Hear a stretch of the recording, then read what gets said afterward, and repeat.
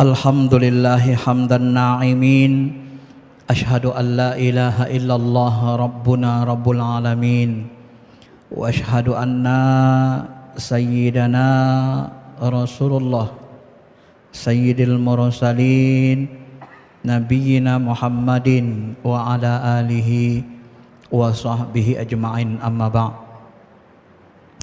Ma'asyiral muslimin, Bapak Ibu yang dirahmati Allah Subhanahu wa taala, sangat besar dan dalam rasa syukur yang kita sampaikan dari lubuk hati kita yang paling dalam kepada Allah Subhanahu wa taala yang sudah memanjangkan umur kita, membuka peluang bagi kita semua untuk melebur seluruh dosa dan kesalahan, meningkatkan kualitas iman takwa kita, membersihkan rohani kita untuk mencapai kedudukan yang tinggi, yang terdekat kepada Allah sesuai dengan kesungguhan yang kita lakukan dalam kehidupan. Mudah-mudahan di bulan puasa Ramadan ini adalah salah satu puasa terbaik, Ramadan terbaik dalam perjalanan hidup kita. Dengan bantuan Allah, mudah-mudahan nanti kita keluar dari Ramadan ini suci bersih, dan kita juga mendapatkan ampunan dan derajat yang tinggi. Amin amin ya rabbal alamin. Bapak Ibu yang dirahmati Allah Subhanahu wa taala, materi yang kita bawakan hari ini adalah kewajiban mencintai Rasulullah sallallahu alaihi wasallam. Karena ini bahasannya akidah, jadi bahasannya lebih fokus kepada kewajiban bagaimana kalbu kita itu bisa mencintai Rasulullah. Yakin kita bahwa Rasulullah itu adalah manusia terbaik, yang kalau kita ikuti kita akan menjadi yang terbaik.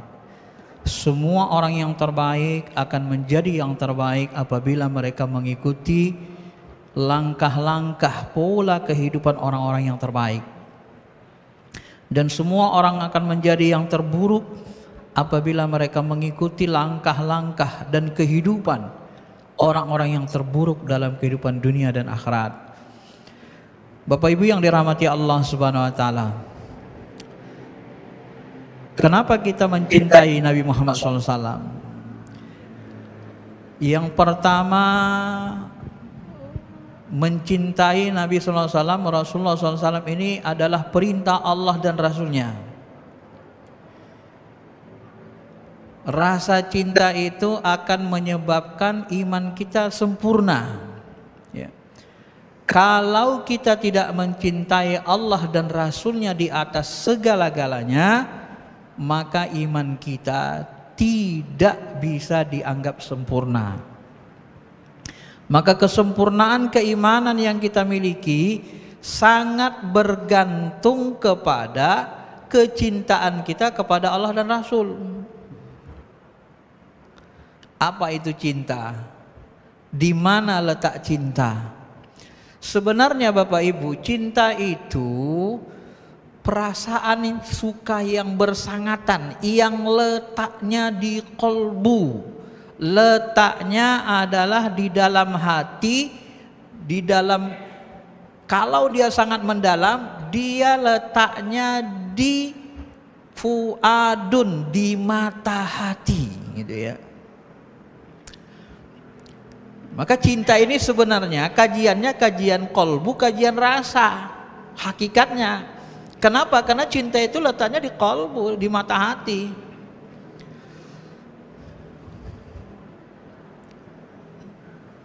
Saya sampaikan sedikit begini.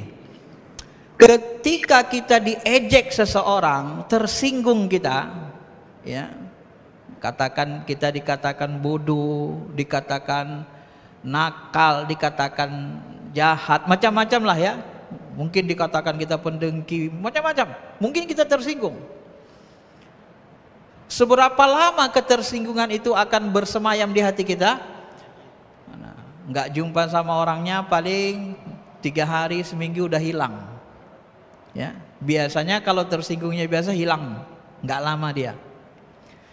Tapi ketika kita mencintai seseorang, itu menembus fuadun, mata hati kita, mata kalbu kita. Begitu cinta kita kepada seseorang dengan cinta yang sangat, cinta yang berat, apa yang terjadi? Ketika terjadi putus cinta, kita tidak bisa menghilangkan rasa cinta itu dalam waktu sebentar. Seminggu, 2 minggu sangat-sangat tidak cukup untuk menghilangkan rasa itu. Butuh berapa lama? Biasanya kalau orang jatuh cinta, punya pengalaman jatuh cinta, cinta berat, lalu putus, biasanya dalam buku-buku psikologi disebut butuh waktu 1 tahun baru hilang rasa cinta itu, memudar dia. 1 tahun dia baru kita tidak terganggu. Kenapa? Karena dia masuk ke kedalaman kolbu yang disebut oleh, kalau Syekh Abu Qur Jalani menyebutnya dengan fuad, mata hati. Karena dia sudah menyentuh mata hati, mendalam dia. Itulah cinta itu. Jadi cinta itu bukan di lisan. Sebenarnya ya, cinta itu bukan di perbuatan. Lisan dan perbuatan itu tanda cinta. Cinta itu letaknya di qalbu, di mata hati, fuadun. Nah, maka ketika kita sholat, itu yang menjadi kiblat qalbu kita itu rasa rindu itu, rasa cinta ke Allah itu. Itulah yang kita tunggangi untuk mendekati Allah, mendekati wilayah yang mendekati jannah. Nah, cuma kan kalau kita ditanya, adakah kita memiliki rasa rindu, rasa cinta kepada Allah, itu kembali ke diri kita. Seringkah kita ketika sholat merasa rindu, merasa cinta dengan Allah? Alam. Itu kembali kepada diri kita. Nah, Nabi Muhammad SAW, kalau sudah kita memiliki rasa cinta kepada Nabi SAW, maka apabila disebut nama Nabi, langsung kita berselawat, Sallallahu ala Muhammad, Sallallahu ala Muhammad. Itu ciri-ciri cinta. Maka orang yang paling pelit, kata Nabi, ketika disebut namaku, dia tidak berselawat. Jadi cinta ini menjadi alat ukur dibuat Allah dan Rasulnya sebagai bentuk iman kita sempurna atau tidak.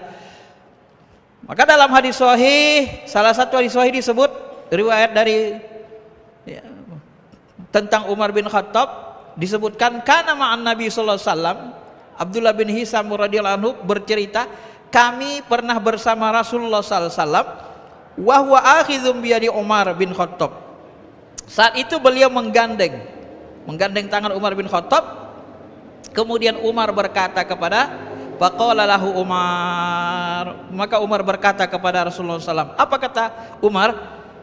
Ya Rasulullah, sungguh la anta ahabbu ilayya min kulli syai'in illa min nafsi. Sesungguhnya engkau yang paling kucintai dalam hidup ini kecuali diriku sendiri. Jadi Umar ini lebih cinta pada dirinya dari diri Rasul. Ya. Nah, dia ungkapkan rasa kolbunya itu kepada Rasulullah SAW. Faqala Nabi SAW, maka jawab Nabi, la walladzi nafsi biyadi. Enggak bisa begitu Umar. Demi jiwaku yang berada dalam genggaman Allah, kata Nabi, hatta akuna habba ilaika min nafsik, sampai engkau bisa mencintai diriku lebih dari dirimu sendiri. Nah, coba perhatikan hadis itu. Bagaimana iman itu tidak bisa sempurna tanpa mencintai Allah melebihi diri kita sendiri. Lalu Umar merubah, meralat. Lalu dia katakan, lalu dia katakan apa? Faqala Umar, ya. Kemudian dia katakan, ya Rasulullah, sesungguhnya sekarang demi Allah aku lebih mencintai engkau melebihi diriku sendiri. La anta ahabbu ilayya min nafsi. Lalu Nabi SAW mengatakan, al-an ya Umar. Nah, sekarang inilah yang baru benar. Ya. Maka Nabi sudah memberikan ultimatum kepada kita kan. Di dalam hadis lain juga disebut, fawalladzi nafsi biyadihi la yu'minu ahadukum hatta akuna ahabba ilaihi min waladihi wa walidihi. demi Allah yang jiwaku berada dalam genggamannya, kalian tidak akan sempurna imannya sampai aku lebih dicintainya daripada anaknya, daripada suaminya, daripada ayahnya, daripada keluarganya, wa minan nasi ajma'in, dalam lafaz hadis lain, dan dari seluruh manusia yang ada di bumi. Maka ukuran iman itu sangat bergantung kepada ukuran qalbu kita, mencintai Allah, mencintai Rasulullah SAW lebih dari yang lain atau tidak.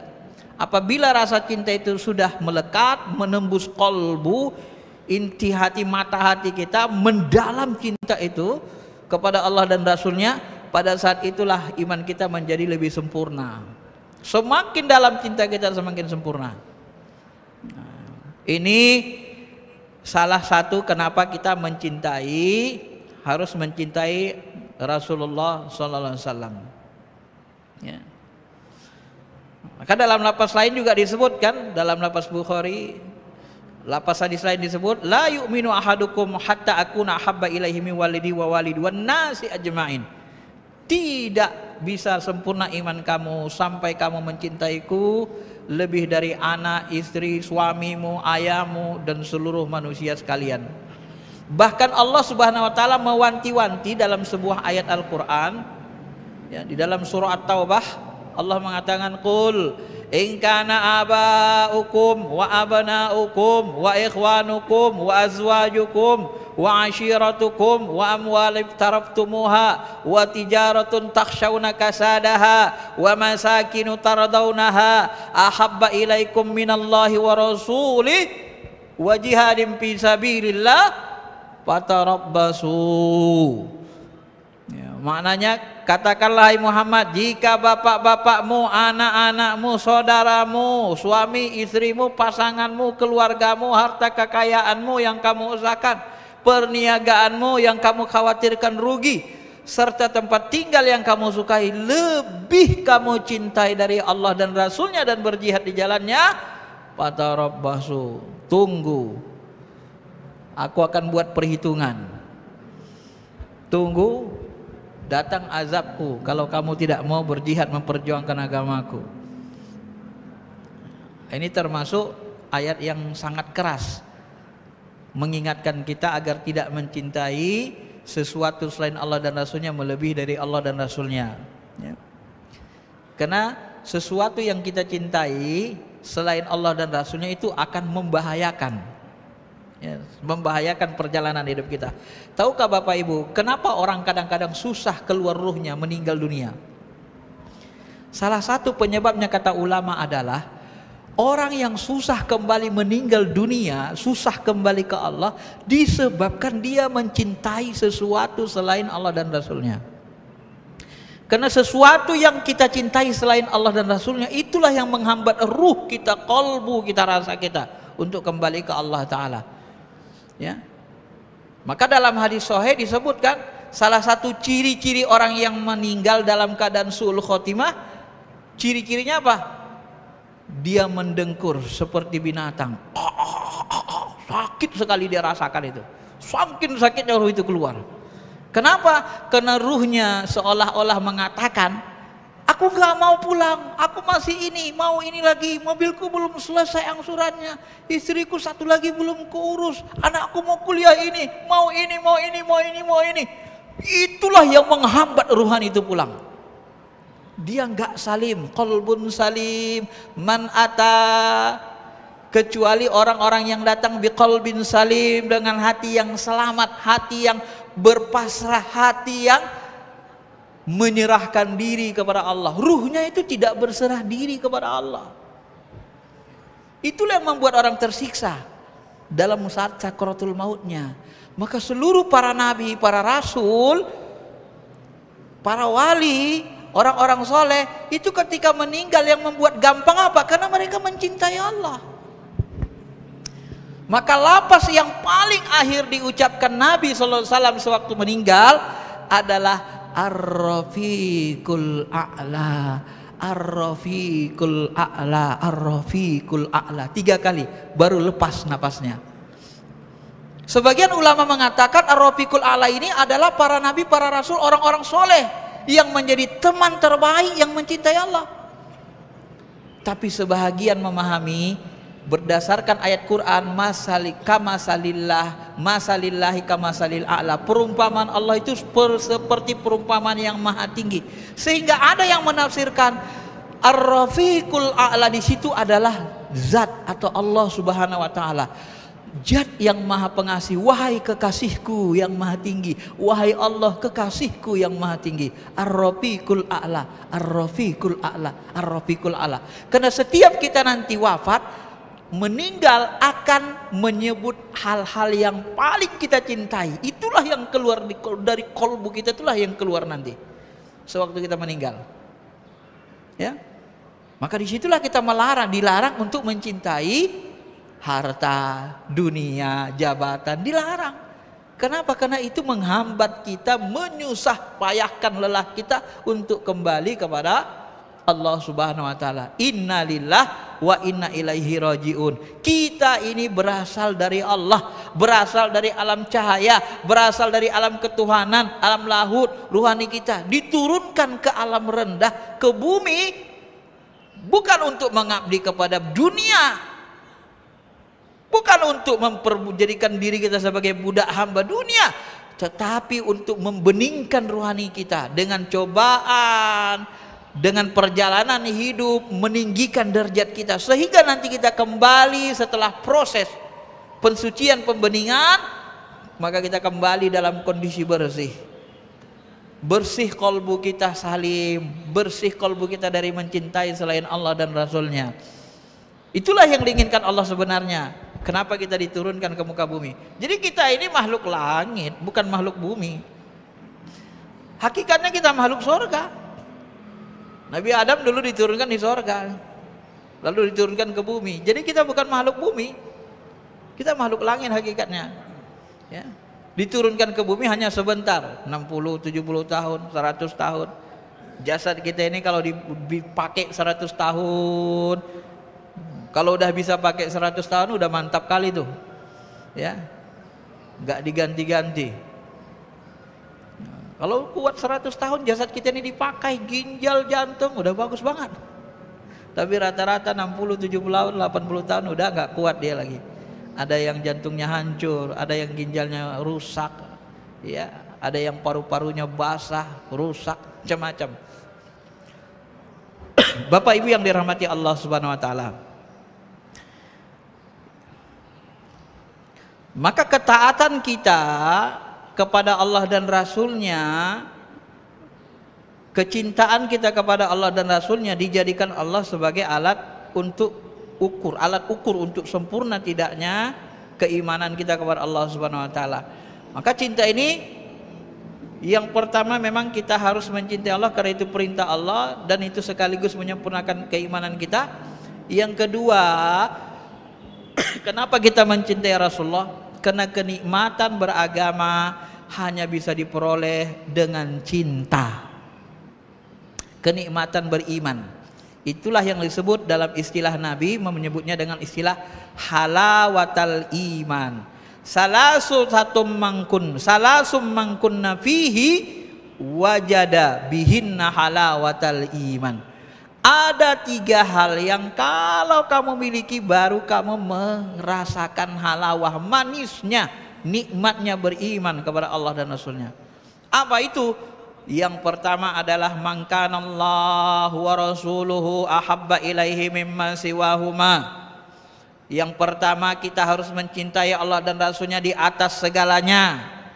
Wa yuhibbal mar'a la yuhibbuhu illallah. Kalau mencintai seseorang karena Allah, karena agama Allah, karena dia dekat dengan Allah, karena dia mengembangkan agama Allah, karena dia membawa misi menegakkan agama Allah, karena dia orang yang membela Allah dan Rasulnya, karena dia orang yang membela agama Allah, maka barang siapa membela orang-orang yang mencelakai agama Allah, menghalang-halangi orang dari beragama, menghalangi menjalankan agama Allah, maka dia termasuk kubu-kubu yang kiri, kubu kegelapan. Karena kubu kegelapan itu cenderung menghalangi, yasudduna an sabilillah, menghalangi orang dari agama Allah. Tetapi orang-orang bersahabat mencintai seseorang itu semata-mata karena Allah. Itu yang kedua. Yang ketiga, wa ayyakrahu yakraha ayyauda fil kufri ba'da an anqadhahu Allahu minhu kama yakrahu ayyuqdhaba finnar. Dia membenci kepada kekufuran sebagaimana dia membenci apabila dicampakkan ke neraka sesudah Allah menyelamatkannya. Nah, jadi hadis sahih ini menyebut bahwa salah satu yang membuat kita merasakan nikmatnya iman harus mampu mencintai Allah dan Rasulnya lebih dari segalanya. Kalau enggak, ya nikmat enggak, iman ini enggak terasa nikmat Bapak Ibu. Ya. Karena kenikmatan itu yang paling tinggi ada di dalam cinta. Ya. Seseorang yang mencintai seseorang, dia akan merasa nikmat dengan orang yang dia cintai. Seseorang akan merasa terganggu dan tidak enak berdekatan dengan orang yang dia benci. Nah, jadi nikmat itu bergantung kepada cinta. Dan yang ketiga, kenapa kita harus mencintai Rasul? Karena Rasullah salah satu-satunya uswah hasanah, panutan contoh hidup terbaik. Wa innaka la'ala khuluqin azim, akhlaknya agung. Laqad kana lakum fi rasulillahi uswatun hasanah. Di dalam diri Rasul ada suri tauladan uswah hasanah. Ya, contoh bagi kita. Bagi siapa? Liman kana yarjullah, bagi orang yang rindu berjumpa dengan Allah, bagi orang yang ingin hidup bahagia di akhirat, bagi orang yang zakarallaha katsira, yang banyak sekali, banyak-banyak mengingat Allah. Jadi orang yang bisa menjadikan Rasul sebagai panutan hidupnya, dari isyarat ayat ini ada 3 bentuknya. Yang pertama, orang yang rindu berjumpa dengan Allah, yarjullah, punya harapan besar kepada Allah, punya rasa rindu, mengharapkan rahmatnya, mengharapkan pertemuan dengan Allah. Dan orang yang pingin bahagia di akhirat, dan orang yang banyak berzikir. Jadi kalau orang nggak pingin jumpa sama Allah, nggak akan mau menjadikan Nabi Muhammad sebagai suri tauladan. Kalau nggak cinta kepada akhirat, nggak mau dia, pinginnya dunia. Rasul tuh nggak ada artinya bagi dirinya. Kalau nggak sering ingat Allah, sama, dia ingin sering ingat dunia. Iya, siapa yang dijadikan panutannya? Ahli dunia. Kenapa? Karena yang dia cintai dunia, maka dia akan mencontoh ahli-ahli dunia untuk sukses dunia. Itu otomatis. Tapi kalau orang mencontoh Rasul, dia sering ingat Allah, sering menginginkan kebahagiaan akhirat, dan berkeinginan berjumpa bertemu dengan Allah, otomatis orang yang bisa melakukan ini, mengumpulkan kebaikan dunia dan akhirat, Nabi SAW, maka tidak ada contoh yang terbaik kecuali Nabi. Dan ini akan membuat kita mencintai Rasul dengan mencontohnya. Nanti kita sebutkan beberapa hal ya. Qul in kuntum tuhibbunallah fattabi'uni. Katakan jika kamu mencintai Allah, ikutilah aku. Karena tidak ada yang lebih cinta kepada Allah kecuali Nabi Muhammad. Makanya Nabi Muhammad itu gelarnya apa? Habibullah. Kenapa gelarnya Habibullah? Karena dia paling cinta kepada Allah. Kenapa Musa mendapat gelar kalamullah? Kalam Allah, karena dia berdialog dengan Allah. Kenapa Nabi Ibrahim mendapat gelar Khalilullah, kekasih teman dekat, sahabat setia Allah? Karena Ibrahim sering menjadikan Allah dalam hidupnya sebagai teman akrab, kekasihnya. Maka Bapak Ibu, rumusnya berdasarkan Al-Quran dan Sunnah, Al-Quran hadis, ana inda abdi zannibi, saya itu sesuai dengan sangka hambaku. Kalau kalian mau melihat kedudukan kalian di sisi Allah, lihat kedudukan Allah di kalbumu, di hatimu. Bagaimana kamu memperlakukan Allah? Apakah Allah kau anggap seperti ayah bundamu yang sangat menyayangimu, seolah-olah seperti itu? Apakah engkau menganggap Allah seolah-olah kekasihmu, teman dekat, tempat curhat, tempat meluapkan segala keluh kesah, tempat berdiskusi, Khalilullah? Atau tempat sebagai kekasih yang sangat dalam cintanya, Habibullah? Ya. Itu akan kita alami dalam perjalanan hidup kita beragama. Nanti ada saatnya kita merasa Allah itu seperti ayah kita, ibu kita yang sangat sayang kepada kita. Kadang-kadang seperti teman akrab, dialog kita, ya Allah, tolonglah aku ya Allah, aku pingin ini. Ya Allah, kenapa itu begitu? Kita ajak dialog dengan kolbu kita, dengan kedekatan tadi. Itu akan kita alami. Maka kalau kita mau lihat posisi kita, kedudukan kita di mata Allah, kata Nabi, lihat kedudukan Allah di kolbumu. Tapi kalau Allah tak pernah kita ingat sama sekali, ya begitulah kita di mata Allah. Kadzalika atatka ayatuna fanasitaha wa kadzalikal yauma tunsa. Ya. Masalakakum fi saqar. Ya Allah, kenapa kami dikumpulkan dalam keadaan buta? Lima hasyartani a'ma wa qad kunta basira. Dulu di dunia kan kami bisa melihat. Ya begitulah. Kadzalika atatka ayatuna. Kami dulu peringatkan engkau. Sudah kami beritahu dengan hari ini. Tetapi engkau lupa, cuek, enggak pernah mau ingat kami. Pada hari ini kau pun akan dilupakan, disia-siakan. Kenapa? Karena dia selama hidupnya tidak pernah memandang Allah, tidak pernah berdialog dengan Allah lewat kolbunya. Maka orang-orang kafir itu adalah orang yang buta kolbunya. Khatamallahu ala qulubihim, ditutup Allah pintu hati mereka. Karena buta mata hati, masuk ke alam kubur, masuk ke alam akhirat, melihat di alam ruh, di alam kubur, di alam akhirat pakai mata hati, bukan pakai mata kepala. Maka orang yang buta kolbunya buta nanti di alam ruh, di alam akhirat. Itulah yang mereka menyebabkan mereka buta, karena mereka di dunia buta. Wa man kana fi hadhihi a'ma fa huwa fil akhirati a'ma wa dhalla sabila. Siapa di dunia ini buta, di akhirat dia akan buta. Buta qalbu, bukan mata kepalamu yang buta, tapi qalbumu. Walakinna, tetapi qalbumu fis sudur, yang di dalam dada itu yang buta. Jadi beda kita dengan orang kafir itu di qalbu. Kolbu mereka buta, khotam, tertutup, sementara kolbu kita itu bisa memandang, menyaksikan Allah dan kekuasaannya, mencintai Allah dan Rasulnya. Bapak Ibu yang dirahmati Allah Subhanahu Wa Taala. Nah, dengan modal cinta ini juga salah satu kenapa kita mencintai Rasulullah SAW, alasannya supaya kita bisa nanti bersama beliau di surga. Ada satu hadis sahih muttafaq alaih, anna rajulan min ahlil badiyah, ada seorang ahli badui, Arab badui, orang badui dari kalangan sahabat. Orang badui ini kan sering belak-belakan aja, biasanya daya pikirnya nggak terlalu kuat seperti orang Quraisy. Tiba-tiba datang dia ke Nabi. Begitu datang dekat Nabi, apa katanya? Mata sa'ah. Nanyanya ngagetkan Nabi. Ya Rasul, kapan kiamat? Begitu datang langsung nanya, ya Rasul, kiamat kapan ya jadinya? Kapan kejadian kiamat ya Rasul? Langsung aja Pak. Qala wailak. Rasul kaget juga. Wailak, celakalah engkau. Kok nanya kiamat? Belum apa-apa dan nanya kiamat. Wa ma adatalaha. Emang kau udah siap kalau kiamat terjadi sebentar lagi? Qala ma adatu. Enggak ya Rasul, sebenarnya amalku enggak banyak. Salatnya enggak banyak-banyak, wajib-wajib aja palingan kan. Tahajudnya enggak banyak. Puasanya yang wajib juga.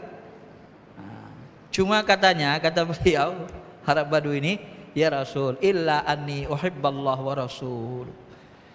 Modalku cuma ya Rasul, aku sangat cinta sama Allah, sama dirimu ya Rasul, katanya. Apa jawab Nabi? Innaka ma'aman ahbabata. Nanti kala engkau akan dikumpulkan bersama orang-orang yang kau cintai. Nanti engkau dikumpulkan bersama orang-orang yang kau cintai. Kalau dalam fikih itulah namanya, setiap manusia itu nanti dikumpulkan bersama imamnya. Karena imamnya, pemimpinnya, ulamanya itu yang paling dia cintai, itulah sama itu dikumpulkan nanti di akhirat. Kalau dia mengikuti orang benar, itu dia. Kalau dia nanti hidupnya suka main sihir, bekerja sama dengan tukang santet, tukang apa ya, tukang sihir, matinya nanti ya dikumpulkan bersama itu. Kalau bahasa Quran, abadat togut, mereka itu penyembah togut, hamba togut. Ya.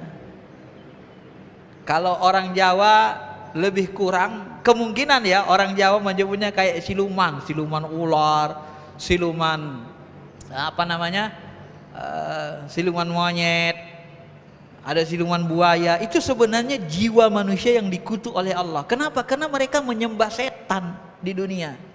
Maka ketika mati jiwanya dikutuk bersama itu. Buta.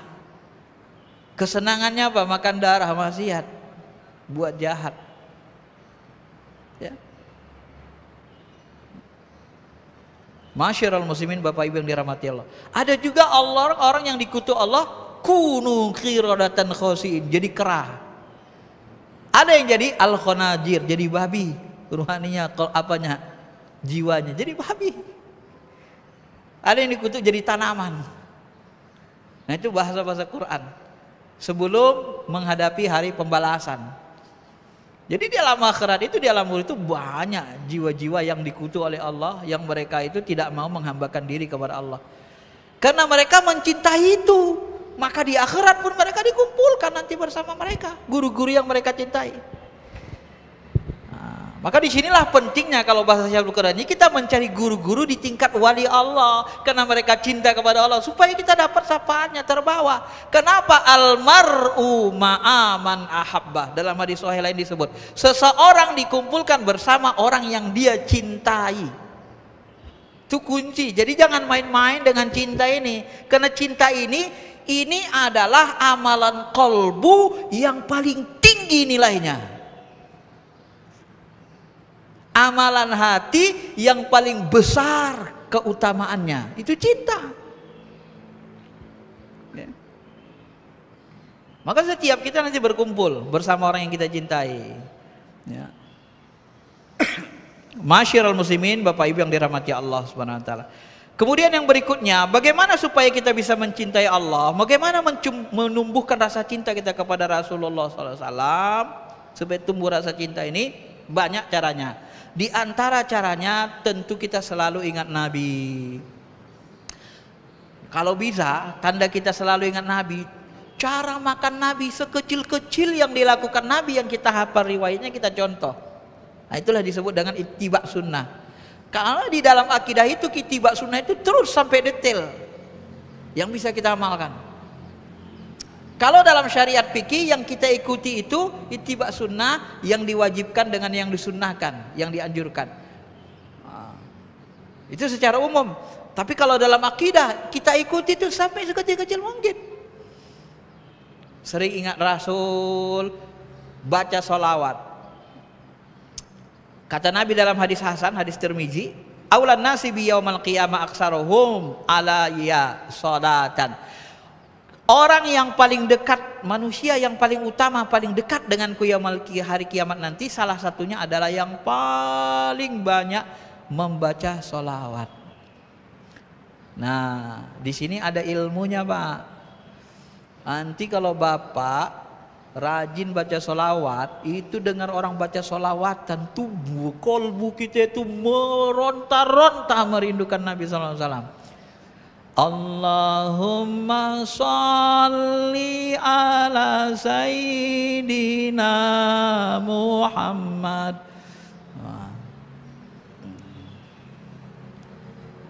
Memang ada sebahagian saudara-saudara kita di kalangan salafi, sholawat itu harus yang ditunjukkan Nabi, Allahumma sholli ala Muhammad wa ala ali Muhammad. Gak usah tambah-tambahi, kata mereka. Padahal sebenarnya penambahan itu adalah doa. Setelah sholawat ditambah doa nggak ada masalah. Wa asyrili zalimin bizzalimin. Allahumma sholli, ya Allah kirimkan salat dan salam kepada Nabi Muhammad, dan sibukkan orang-orang zalim, baku hantam sesama mereka, dan selamatkanlah kami di tengah-tengah mereka, kehidupan mereka. Itu kalau dibaca ribuan orang itu merinding kita tuh kan. Menjerit kolbu kita tuh, merindukan Rasulullah SAW. Karena solawatan-solawatan itu menghidupkan kolbu. Orang yang cinta, Bapak Ibu, semua orang yang jatuh cinta itu rata-rata jago bersair. Kalau nulis surat cinta itu, kalau nulis pelajaran bahasa Indonesia, nulis fisika, nulis matematika, nulis ilmu alam, biasa aja bahasanya. begitu nulis tulisan surat cinta, oh, seninya tinggi kali dari kolbu. Maka solawatan yang dimunculkan ulama itu adalah dari kolbu, ungkapan rasa rindu ke Rasulullah. Banyak sekali. Sampai salah satu yang menulis buku solawatan, buku kumpulan solawat Nabi, itu dikabarkan bersebar di WA kita, meninggalnya jasadnya utuh. Ya. Ada satu buku isinya solawat semua. Solawat semua isinya. Saya jujur, sebelum saya mendalami ilmu tasawuf tarekat, baca solawat dengan orang solawatan tidak terlalu kuat rasa rindu. Tapi ketika kita hidupkan dengan zikir-zikir Rasulullah, Nur Muhammad kita di kolbu kita itu Nur Muhammad itu sangat mencintai Allah. Begitu orang dendangkan solawat langsung menggerubuh di dalam kolbu kita itu, kerinduan kepada Rasulullah SAW. Ini yang banyak nggak diketahui orang. Saya pernah menangis dengar solawat itu, air mata saya itu mungkin 2 gelas kalau ditampung. Karena dengar orang solawatan, nggak kuat nahan saya. Kalau saya sendirian di kamar, saya menjerit sendiri aja. Kalau depan orang lain nggak berani saya. Dibilang orang gila kan coba. Ya. Itulah luapan rasa kecintaan, kerinduan kepada Rasulullah SAW. Nah, karena salawat itu akan menghidupkan kolbu kita, menghidupkan Nur Muhammad yang tidak ada dalam kolbu kita.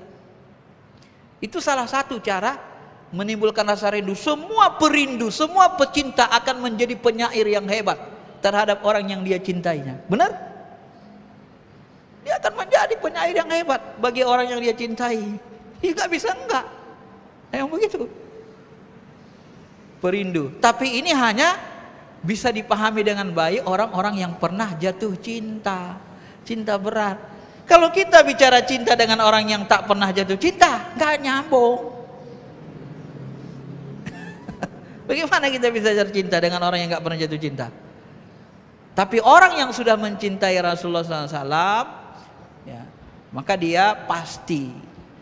Maka wajar kalau salah seorang ulama besar di Mekah itu, salah satu ulama besar Mekah itu, dia bermimpi bertemu Nabi SAW. Dia katakan di Indonesia itu banyak sekali orang-orang yang mencintai Rasulullah SAW, sehingga dia sangat menghormati orang-orang ulama-ulama Indonesia. Banyak sekali di Indonesia ini wali-wali Allah yang sangat mencintai Rasul. Bapak Ibu yang dirahmati Allah Subhanahu wa taala. Jadi banyakin sholawat.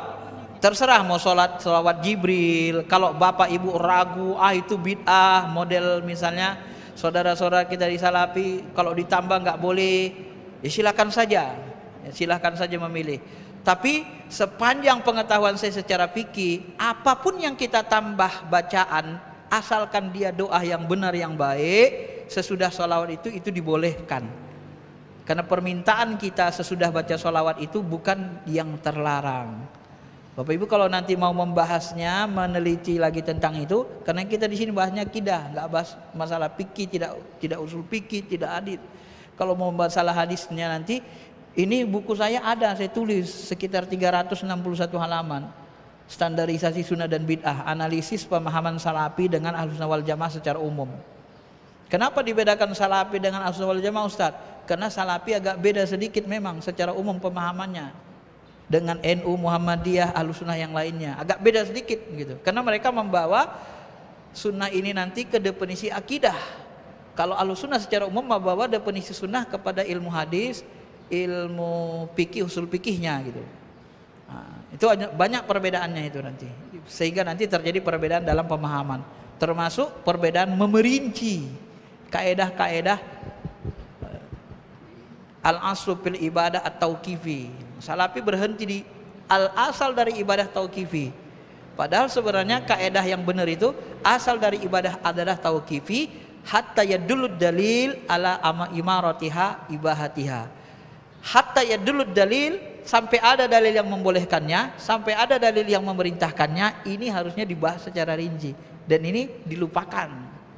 tidak dibahas secara rinci. Mereka ngambil kaidah al-aslu fil ibadah atau kifi. Sampai di situ.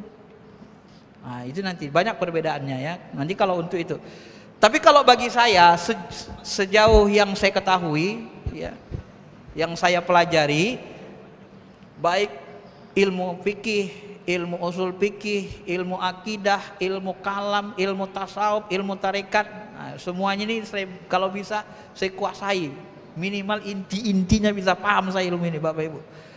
Nah, di dalam ilmu tasawuf, ilmu tarekat tasawuf, ilmu kolbu, untuk menumbuhkan rasa cinta ke Rasul itu salah satunya memang harus rajin sholawat ke Rasul. Maka di sebahagian Habib-Habib itu sholawatannya ada yang 1000. Habib Munjir itu bisa puluhan ribu setiap hari Pak sholawatannya ya. Allahumma sholli ala sayyidina Muhammad. Bapak Ibu, kata Syekh Abdul Qadir Jilani, ketika Nabi Daud bersair, bertasbih memuji Allah, Subhanallah walhamdulillah la ilaha illallah wallahu akbar. Begitu Nabi Daud bertasbih, burung-burung terdiam, mendengarkan, terpaku terpana mendengarkan tasbih yang dibacakan Nabi Daud. Apa kata Syekh Abdul Qadir Jilani? Bagaimana kalian mengaku orang beriman, diucapkan tasbih-tasbih, pujian-pujian ketuhanan, hati kalian tidak tertarik kepadanya. Sedangkan burung saja mereka terfana mendengar tasbih-tasbih diucapkan. Itu bermasalah kolbumu. Kalau diucapkan idza dzukirallahu wajilat qulubuhum, apabila disebut nama Allah gemetar hatinya, disebut Nabi Muhammad pun gemetar kita Pak ya. Kenapa? Orang ini dicintai, ya coba aja jatuh cinta sama manusia nanti. Perjalanan hidup kita gitu disebut orang yang kita cintai, langsung tertarik kita kan. Aku tadi jumpa si anu ke sini, mulai kan. Tanda cinta itu ya. Cinta itu bermainnya di kalbu, baru nanti buktinya di perbuatan, mencontoh, mengikuti. Yang kedua, ini dia tanda buktinya, jadikan Nabi SAW sebagai uswah, ikutilah sunnahnya, terus ikuti sedetil mungkin yang bisa kita lakukan. Kalau bila perlu sampai cara makan Nabi, jilat-jilat jari, kita ikuti. Cuma sebagian ulama hadis kontemporer mengatakan kalau menjilat-jilat, nanti kalau kita ke Eropa, ke Amerika, tak usahlah dilakukan. Kenapa? Nanti agak aneh rasa orang itu. Dianggap orang tuh Islam itu cenderung larinya ke budaya. Itu kan budaya masa lalu. Sebagian ulama memahami gitu. Itu dari sisi kemanusiaan. Maka nanti kalau di buku saya ini saya jelaskan mana perbuatan-perbuatan Nabi yang kita ikuti. Kalau dalam fikih begitu Pak. Mana yang boleh ditinggalkan, mana yang tak boleh dicontoh. Ada juga perbuatan Nabi tak boleh dicontoh. Nabi nikah lebih dari 4. Ini ada ustadz kondang nih, nikahnya lebih dari 4 istrinya. Itu melanggar itu kesepakatan ulama. Gak boleh ya. Gak boleh nikah lebih dari 4.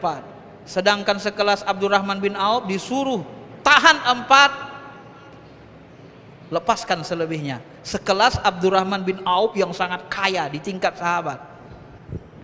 Ustadz kondang nggak bisa. Kekayaannya nggak sebesar Abdurrahman bin Auf belum. Ya. Itu dalam tafsir Ahkam itu diijma'kan ulama itu 4. Yang boleh lebih dari 4 itu cuman daud zahiri. Daud jahiri itu gak dipakai. Itu pemahaman terlalu tekstual. Itu hilang mazhabnya. Pengikutnya hilang. Karena pemahamannya sangat terlalu tekstual. Sangat terlalu tekstual bagaimana? Masna wa sulasa wa ruba. 2 kali 2 4, 3 kali 3 9, 4 kali 4 16. Jadi 2 tambah 9 11 tambah 16 27. Jadi boleh menikahi 27 wanita katanya.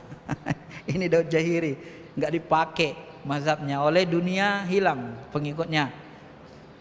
Salah satu pendapatnya juga lagi, kalau begitu kita keluar dari masjid atau dari rumah, itu sudah dianggap musafir, boleh menjamak kasar sholat. Nah ini kan lagi dipakai, karena terlalu tekstual dia. Kalau Imam Syafi'i kan jaraknya sekitar 83 km, 81 km, jarak musafir itu yang boleh jamak kasar. Tapi Daud Zahiri pikirnya sangat-sangat terlalu tekstual, sehingga ulama banyak yang meninggalkannya dan pengikutnya pun bisa dikatakan hampir hilang. Bapak Ibu yang dirahmati Allah Subhanahu wa taala, membaca sirah nabawiyah, pelajari perjalanan hidup ini juga menumbuhkan rasa cinta kita ke Nabi SAW. Salah satu buku yang agak detail membahas Nabi SAW itu adalah Rohikul Maktum. Saya melihat ada yang menarik di kitab itu, bagaimana dia menjelaskan hadis-hadis seminggu Nabi sebelum wafat. Ya, sedih sekali kita melihat bagaimana Nabi itu enggak tahan kita, Pak. Nangis kita bacanya ya. Bagaimana Nabi, ketika Nabi SAW ini disebut, misalnya Abu Sa'id Al-Khudri berkata ketika menyeguk Nabi, ini seminggu-minggu terakhir beliau sakit. Aku menyeguk Nabi SAW ketika beliau sakit, aku pun meletakkan tanganku kepada beliau, maka aku mendapati rasa panas sekali tubuh Rasul, sampai menembus ke selimut beliau di depanku. Aku berkata, ya Rasulullah, betapa berat sakitmu. Nabi katakan, sesungguhnya demikianlah kami para nabi, ujian kami dilipat gandakan Allah, dan pahala kami juga dilipat gandakan melebihi yang lainnya. Itu yang dialami Rasul ya. Kadang-kadang Nabi SAW juga waktu sakit itu dipapah. Nah, di sini riwayat Ubaidillah dikatakan pertama kali Nabi SAW sakit di rumahnya, di rumah Maimunah. Lalu Nabi minta izin ke rumah istrinya Aisyah supaya tinggal di sana. Aisyah waktu itu bercerita, Nabi keluar menuju rumah Aisyah sementara salah satu tangan beliau dipopong oleh Al-Fadl bin Abbas dan tangan yang satunya dipegang oleh Imam Ali bin Abi Thalib, sementara kedua kakinya diseret di tanah. Jadi sakit beliau itu sampai beliau diseret tuh, dibopong. Itu menjelang seminggu beliau mengalami sakit ya. Dan sahabat-sahabat itu di akhir-akhir hari-hari terakhir dia wafat, Nabi SAW mau wafat itu ya, Nabi kan beberapa waktu tidak bisa ikut sholat jemaah. Jadi pernah satu saat Nabi SAW itu menyuruh Abu Bakar mengimami para sahabat. Setelah diimami Nabi SAW, tahu-tahu Nabi menyingkap tirai hujrah dari rumah Aisyah. Dilihat sahabat gitu kan, sedang sholat. Kata sahabat, seakan-akan wajah beliau itu seperti lembaran mushaf, karena begitu bersih lembutnya kulit wajah beliau SAW. Lalu beliau tersenyum. Melihat senyum Rasulullah SAW itu, para sahabat hampir ingin keluar dari sholat. Terlirik sahabat senyum Rasul yang indah, yang mempesona itu, melihat umatnya di detik-detik mau meninggal. Hampir sahabat itu mau membatalkan sholatnya katanya. Begitu gembiranya dengan pandangan Nabi SAW kepada sahabat. Ya, karena Nabi memandang dengan pandangan kasih sayang. Maka Abu Bakar pun mundur ke belakang, bergabung dengan shaf, memberi isyarat supaya Nabi mengimami sholat. Tapi Nabi memberi isyarat, enggak, lanjutkan sholat kalian, belum bisa ikut jemaah sama kalian, masih sakit. Ini hari terakhir beliau sebelum meninggal, hari Senin. Jadi kalau kita baca bagaimana perjalanan hidup beliau, termasuk detik-detik di dalam kitab Hurur Maktum itu, di buku ini ada disebut di halaman terakhir untuk nambah kita cinta kepada Rasul. Jelaskan bagaimana perjalanan sakit beliau itu di akhir-akhir kehidupan itu. Kita pun merasa sedih ya. Walaupun Nabi begitu termasuk Sayyidul Anbiya, seluruh para nabi di bawah beliau ya, apapun yang diminta Nabi SAW pasti dikabulkan Allah SWT. Sampai Nabi ditawarkan, sebelum wafat apa ditawarkan Allah? Nabi SAW ditawarkan dua, ya Rasulullah, engkau mau hidup kekal? Bayangkan, ditawarkan hidup kekal di bumi dengan berlimpah harta kekayaan. Kalau Nabi mengiyakan kemarin, sampai hari ini Nabi Muhammad masih hidup dengan kekayaannya seperti Nabi Sulaiman. Atau engkau bertemu denganku, kata Allah. Disuruh pilih. Nabi memilih berjumpa kepada Allah Subhanahu wa taala. Ya. Tetap Nabi memilih untuk bertemu Allah Subhanahu wa taala. Nah, inilah. Kalau Nabi dulu mau, ya Allah, aku mau hidup kekal. Maka dari situlah nanti iblis saja bisa kekal hidupnya sampai kiamat, maksudnya ya. Bukan kekal selamanya, sampai kiamat bisa dihidupkan. Kenapa Nabi Allah tidak bisa dikekalkan? Lebih hebat iblis dari Nabi? Iblis saja bisa. Maka sebagian ulama Ahlussunnah wal Jamaah itu yang belajar spiritual yang mendalam, Nabi Khidir masih hidup, Nabi Idris masih hidup. Cuman disebut Nabi Isa masih hidup, cuman ada bahasa wafat di situ, tapi hidupnya di dimensi alam lain. Sebagian menyebut begitu. Ya, itu saja sebenarnya. Nah, ini perbedaan keilmuan. Yang paling unik nanti Bapak Ibu, ketika kita baca hadis, ketika Nabi Isra Mi'raj, Nabi dari Mekah masuk ke Masjid Aqsa, kemudian ditambatkan beliau katanya buruknya sebagaimana para nabi menambatkannya, ditambatkan. Lalu Nabi sholat berimam bersama Jibril dan para nabi dan rasul. Coba pahami, Nabi sholat bersama Jibril dan para nabi dan rasul di Masjid Aqsa. Apakah nabi dan rasul sholat diimami Nabi Muhammad itu hanya ruhnya saja atau bersama jasadnya? Sedangkan Nabi melakukan perjalanan dengan hujan jasad. Apakah dimunculkan Allah waktu itu jasad-jasad para nabi? Itu hadisnya sahih. Nabi mengimami para nabi di Masjid Aqsa. Nah, itu jarang-jarang ada ulama yang membahas. Bisa jadi dimunculkan Allah jasmaninya para nabi kan bersama para Nabi Muhammad yang mengimami, atau ruh saja yang diimami Nabi SAW. Tapi kalau ruh saja yang diimami, jangan-jangan Rasul berjalan pakai ruh saja, kata ulama-ulama kan. Padahal disepakati, mayoritas ulama mengatakan pakai ruh dan jasad Isra Mi'raj itu. Nah, itu kalau kita belajar lebih dalam lagi ya tentang ilmu spiritual Islam. Bapak Ibu yang dirahmati Allah Subhanahu wa taala, inilah beberapa cara kita supaya kita bisa mencintai Rasul. Jadi kita banyak sholawat, senantiasa mengikuti mencontoh Nabi. Kalau bisa sampai sekecil-kecilnya, ya, membaca sirah perjalanan hidup Nabi, dan ini nanti akan membuat kita, hati kita, kalbu kita semakin cinta kepada Nabi SAW. Ya. Banyak orang yang jatuh cinta kepada Nabi, mengagumi Nabi setelah Nabi SAW dia membaca riwayat hidup Nabi SAW. Baik, saya kira itu saja penjelasannya. Sudah 53 menit ya, hampir 50 menit ya.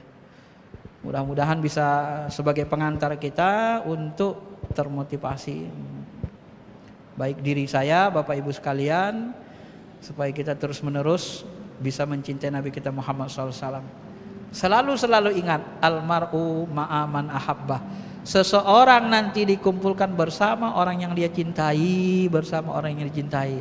Maka tetaplah jaga rasa cinta kita kepada Rasulullah SAW, terus sampai kita nanti kembali kepada Allah Subhanahu wa taala. Baik, saya kira itu saja. Terima kasih. Kalau ada yang mau bertanya disilakan.